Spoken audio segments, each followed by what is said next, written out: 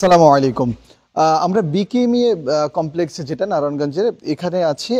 এখানে রিসেন্টলি আমরা যেটা করেছি সেটা হলো ভুটন পার্টিকেল দিয়ে এই যে টেবিলগুলো দেখছেন এই টেবিলের উপরে কাজ করা হয়েছে। সো আমরা তো সাজেস্ট করি যে আপনি টেবিল বলেন বা ফার্নিচারের যে কোনো বিষয় বলেন ভুটন পার্টিকেল বোর্ড দিয়ে আপনি করতে পারবেন। সো এখন যে রানিং প্রজেক্টটা চলছে সেই প্রজেক্টের কিভাবে এই প্রোডাক্টটা ইউজ করা হয়েছে এবং এইটার টাচ অফ ফিনিশটা কেমন সেই জিনিসটা আসলে আমি বুঝাতে চাচ্ছি। তো এটার উপরে আসলে পেস্টিংটা করা হয়েছে আপনার হলো এইচপিএল।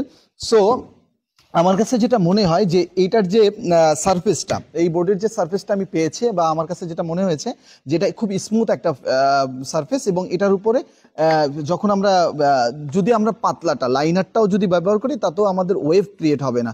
আর যদি আপনার 0.8 বা 1 mm 1.2 অ্যাক্রিলিক যেটা সেটা যদি ইউজ করি তাহলে সেক্ষেত্রে দেখা যাচ্ছে যে সেটাও কিন্তু আপনার অনেক চমৎকার ফিনিশ আসবে।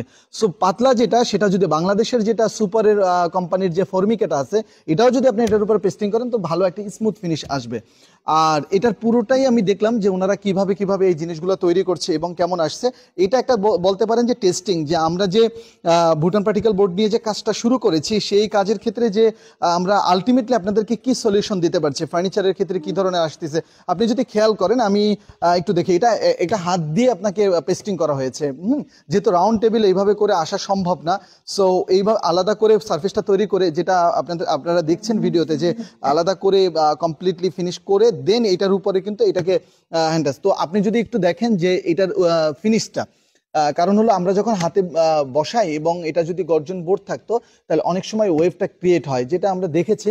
বাট আমাদের কোনো বিকল্প ওয়ে ছিল না, আমাকে ওইভাবে করে কাজ করতে হয়েছে। সো বিকল্প ওয়ে যখন আসছে তখন কিন্তু আমরা খুব কমপ্লিটলি এই জিনিসগুলো কিন্তু কম্পেয়ার করে তারপরে ব্যবহার করতে পারি।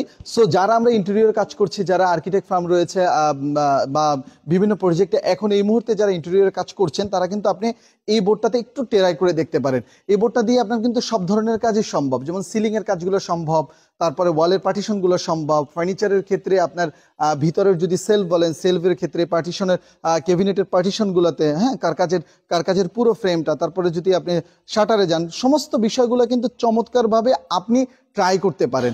এবং ট্রাইটা যদি আপনি এইভাবে বলেন যে আমি তাহলে রিস্কে থাকি, রিস্কটা আমাদের সম্পূর্ণ, এটা নিয়ে কোনো কনফিউশন নাই। কারণ হলো আমরা একটা বেটার মাল আমি এই মার্কেটে দিচ্ছি।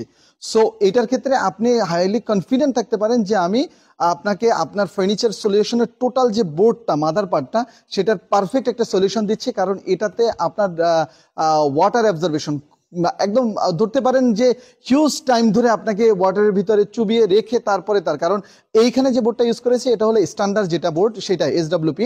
আর আপনার আমাদের অন্য একটা বোর্ড আছে যেটা PWP।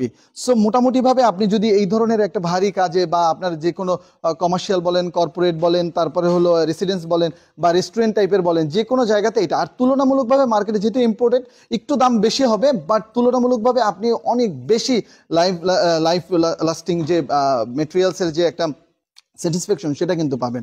সো এই ছিল মূল বিষয়। ধন্যবাদ।